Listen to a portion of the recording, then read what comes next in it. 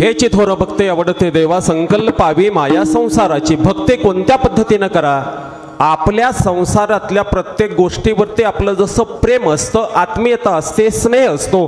संसारी जीवनातल्या सगळ्या गोष्टी चांगल्या असाव्यात असं आपल्याला वाटतं. संसारी जीवनातल्या सगळ्या गोष्टीवरती, व्यक्तीवरती जसं प्रेम आपलं असतं तसं प्रेम देवावरती करा, असं संत तुकाराम महाराजांची स्पष्टपणाची भूमिका या ठिकाणी आहे. आता देव देव देव देव नेमका आपल्याला कळला का? देव आपल्याला समजला का? संतांनी देव आपल्याला नेमका कोणता सांगितला याचं चिंतन आपण या ठिकाणी कधी केलं का? ही भूमिका आपल्याला या ठिकाणी समजणं गरजेचं आहे. कुठं असतो देव? शास्त्राची परंपरा आपल्याला सांगून जाते, बाबांनो देवाला तुम्हाला पाहायचं आहे ना, देवाला तुम्हाला शोधायचं आहे ना, तर संत सांगतात कदाचित बाबांनो देव तुम्हाला मंदिरामध्ये सापडणार नाही. मंदिरामध्ये जाऊ नका, मस्जिदमध्ये जाऊ नका, चर्चमध्ये जाऊ नका, गुरुद्वारामध्ये जाऊ नका, आळंदीला जाऊ नका, पंढरपूरला जाऊ नका, शिर्डीला जाऊ नका, तिरुपतीला जाऊ नका, काशीला जाऊ नका, मथुरेला जाऊ नका, मक्केला जाऊ नका, गयेला जाऊ नका. आणि 42 कोटी लोकांनी ज्या ठिकाणी भेट दिली, स्नान केलं, त्या प्रयाग क्षेत्री कुंभमेळ्याची अंघोळ करायला सुद्धा जाऊ नका. काय तुम्हाला त्या ठिकाणी मिळणार आहे? 750 कोटी रुपये खर्च झाला म्हणतात कुंभमेळ्यावरती शासनाचा. आता त्याच्यातून शासनाला फायदा काय झाला, समाजाला फायदा काय झाला, संप्रदायाची भूमिका नेमके काय वाढली, हे कळण्याला या ठिकाणी मार्ग नाही.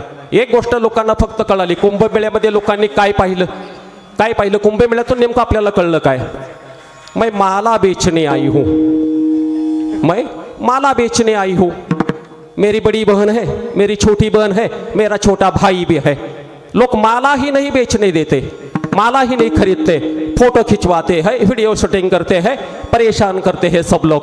क्या करोगे हम? सरकार ने निर्णय लिया है तुम अपने घर जाओ, ये बहुत ये तमाशा हो रहा है. हेच आपण ऐकलं ना कुंभमेळ्यातून. नेमकं काय ऐकलं? मोनालिसा आपल्याला माहीत झाली. प्रयागचं नेमकं महत्त्व आपल्याला या ठिकाणी कळालं का? चिंतनाचा विषय या ठिकाणी आहे. आणि म्हणून या सगळ्या गोष्टीचं चिंतन जर करायचं असेल, भक्तीचं मर्म जर आपल्याला समजून घ्यायचं असेल, आदर्श संत गाडगे बाबांचं उदाहरण आपल्या डोळ्यासमोर आहे. मुंबईमधल्या घाटकोपर प्रांतामध्ये म्हणतात त्या संप्रत काळामध्ये संत गाडगे बाबा कीर्तनाला उभे राहिले.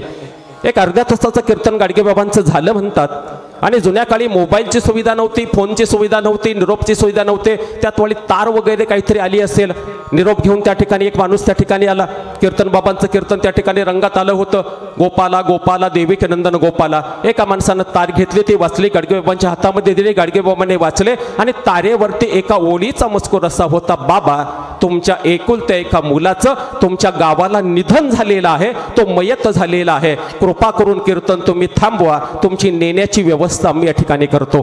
बाबांनी ती तार वाचली, अशी म्हणतात चुरगळले, खाली टाकून दिले. आणि एक शब्द संपदा फक्त त्या ठिकाणी वापरली की असे किती मेले कोट्यानु कोटी, का रडू मी एकट्यासाठी.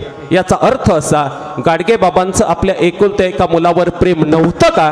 प्रेम निश्चित प्रकारे होतं. पण माझा मुलगा जर आता मेलाच असेल तर मी जाऊन तो काही जिवंत होणार नाही. माझं कीर्तन ऐकण्यासाठी, देवाचं अंतरंग समजून घेण्यासाठी तर माझ्या समोर हे निष्ठावंत भाविक जर बसले असतील तर एकादशाचं कीर्तन मला करू द्या, नंतर मला गावाला सोडण्याची व्यवस्था करा, असं सांगणारे कीर्तनकार. आणि त्यांच्या नावावरती महाराष्ट्र शासनानं संत गाडगे बाबा ग्राम स्वच्छता अभियान राबवलं. हे चिथोर भक्ती आवडते देवा, संकल्पावी माया संसाराचे. विठाला विठाला विठाला.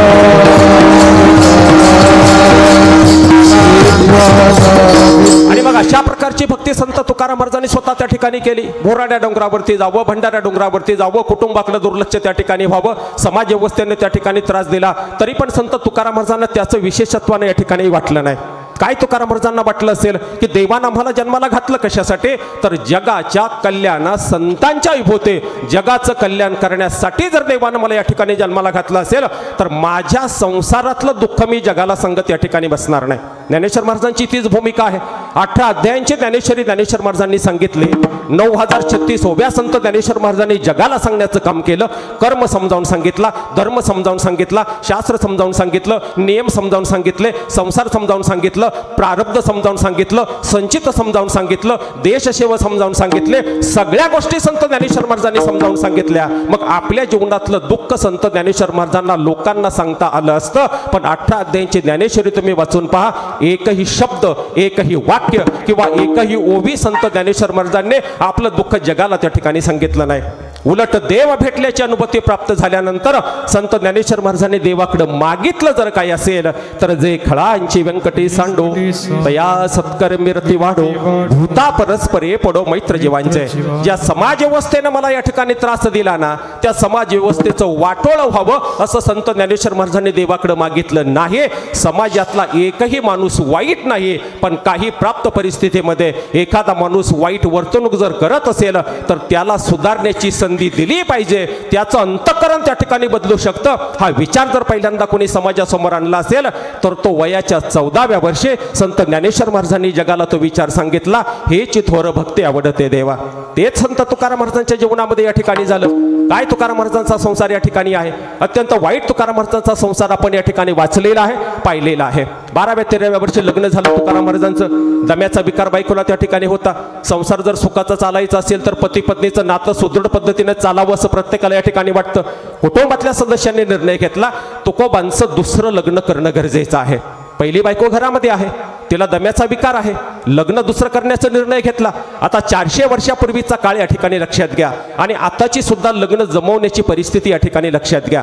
त्यावेळेला संत तुकाराम महाराजांचं लग्न दुसरं करायचं आहे, अशा वेळेला तुकाराम महाराजांना मुलगी कोण देईल, पण दिली म्हणतात त्यावेळेला मुलगी कुणी दिली, पुण्याच्या हडपसर प्रांतामध्ये राहणारे आप्पाजी गुळवे नावाचे 1400 एकर शेत जमीन असलेले श्रीमंत जागीरदार म्हणा किंवा शेतकरी म्हणा, त्यांची एकुलते एक आवली नावाची मुलगी त्या ठिकाणी होते। त्यांच्या कानावरती प्रस्ताव गेला, देहू गावातल्या 13 वर्षाच्या एका मुलाचं लग्न करायचं आहे आणि आपली एकुलती एक मुलगी त्यांना देण्याचं त्यांनी निश्चित केलं। आता आपली एकुलती एक मुलगी त्यांना द्यायची आहे, काय पाहिलं असेल तुकाराम महाराजांमध्ये त्यांनी? पैसा पाहिला का, सत्ता पाहिली का, पैसे इस्टेट पाहिली का, कोणतीही गोष्ट त्या ठिकाणी पाहिली नाही। तुकाराम महाराजांचं चरित्र पाहिलं, तुकाराम महाराजांचं चारित्र्य पाहिलं आणि या दोन गोष्टी अंतःकरणामध्ये त्या ठिकाणी मान्य केल्या आणि आपल्या एकुलत्या एका मुलीचा हात तुकोबा नावाच्या 13 वर्षाच्या मुलाच्या हातामध्ये दिला। झाला का संसार सुखाचा? नाही, संसार सुखाचा झाला। प्रत्येकाला वाटतं आपला संसार सुखाचा व्हावा, सुखाचा व्हावा, सुखाचा व्हावा। तो देवांचाही संसार सुखाचा झाला नाही, प्रभू रामचंद्र उदाहरण डोळ्यासमोर आहे। तो संतांचाही संसार सुखाचा झाला नाही, संत तुकाराम महाराजांचं उदाहरण डोळ्यासमोर आहे। मग देवांचा संसार जर सुखाचा झाला नसेल, संतांचा संसार जर सुखाचा होत नसेल तर या मृत्यू लोकामध्ये सामान्य माणूस म्हणून जन्माला आल्यानंतर आपला संसार सुखाचा व्हावा ही अपेक्षा धरण्यामध्ये काही गैर नाही, पण संसार सुखाचा होईलच याची शाश्वती तुकाराम महाराज या ठिकाणी देत नाही। मुळामध्ये संसार आहे कसा? संसार दुःखमुळ चोहीकडे इंगळ, विश्रांती नाही कुठे रात्रंदिवस तळमळ। रात्रंदिवस तळमळ करायला संसार जर असा असेल तर तुकाराम महाराजांचं जीवन याच्यापेक्षा काय वेगळं होतं? सगळ्या समाजानं तुकाराम महाराजांना त्रास दिला। आज तुकाराम महाराजांना आपण जगद्गुरू म्हणतो, त्यांची पूजा करतो, त्यांच्या अभंगाचं वाचन या ठिकाणी करतो, पण ज्या देहू गावामध्ये तुकाराम महाराजांचा जन्म झाला ना त्याच देहू गावातल्या लोकांनी तुकाराम महाराजांची गाढवावरनं धिंड काढले। ज्या देहू गावामध्ये तुकोबांचा जन्म झाला ना त्याच गावातल्या लोकांनी तुकाराम महाराज गाव सोडा, आता गावामध्ये राहू नका असं फरमान त्या ठिकाणी सोडलं। ज्या देहू गावामध्ये तुकोबांचा जन्म झाला ना त्याच गावामध्ये संत तुकाराम महाराजांना अनन्वित छळ त्या ठिकाणी सहन करावा लागला। एक वाक्य मी या ठिकाणी सांगून जाईल, समाजामध्ये जेवढी जेवढी माणसं मोठी झाली ना किंवा मोठी माणसं होतात ना त्या सगळ्या माणसांना जवळच्या माणसांपासून जास्त त्रास होतो, हे वाक्य संसारामध्ये कधीच या ठिकाणी विसरायचं नाही। देवांना सुद्धा जवळच्या माणसापासून त्रास झाला। प्रभू रामचंद्र देवस्वरूपाला गेले ही नंतरची गोष्ट आहे, पण पहिल्यांदा त्रास कोणापासून झाला? स्वतःच्या आईनं 14 वर्षाच्या वनवासाला पाठवलं, हा प्रभू रामचंद्रांना जवळच्या माणसांपासूनचा त्रास या ठिकाणी झाला। भगवान श्रीकृष्णाला जीवनामध्ये त्रास कोणापासून झाला?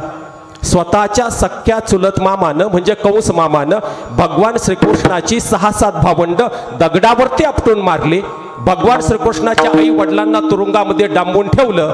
राजवाड्यामध्ये ज्या भगवान श्रीकृष्णाचा जन्म व्हायला पाहिजे होता त्या भगवान श्रीकृष्णाचा जन्म तुरुंगामध्ये झाला। एवढा मोठा त्रास त्यावेळी भगवान श्रीकृष्णाला जवळच्या माणसापासून त्या ठिकाणी दिलेला आहे। प्रभू रामचंद्रांना त्रास जवळच्या माणसापासून झाला, भगवान श्रीकृष्णाला त्रास जवळच्या माणसापासून झाला, 5 पांडवांना त्रास सुद्धा जवळच्या माणसापासून झाला, द्रौपदी मातेला त्रास सुद्धा घरातल्या माणसांपासून झाला, सीता मातेला सुद्धा त्रास आपल्या स्वतःच्या सासूमुळे त्रास झाला, ध्रुव बाळाला सुद्धा त्रास कोणापासून झाला? आपल्या स्वतःच्या आईपासून झाला। सगळी उदाहरणं जर तुमच्या डोळ्यासमोर येत असतील तर ज्ञानेश्वर महाराजांना त्रास आपल्या जवळच्या माणसापासून झाला, तुकोबरायांना त्रास आपल्या गावातल्या माणसापासून झाला, संत एकनाथ महाराजांना त्रास स्वतःच्या पैठण गावातल्या लोकांपासून झाला, छत्रपती शिवाजी महाराजांना त्रास जर कोणाचा झाला असेल तर आपल्या आप्त सोकियांपासून जीवनामध्ये त्रास जास्त झाला।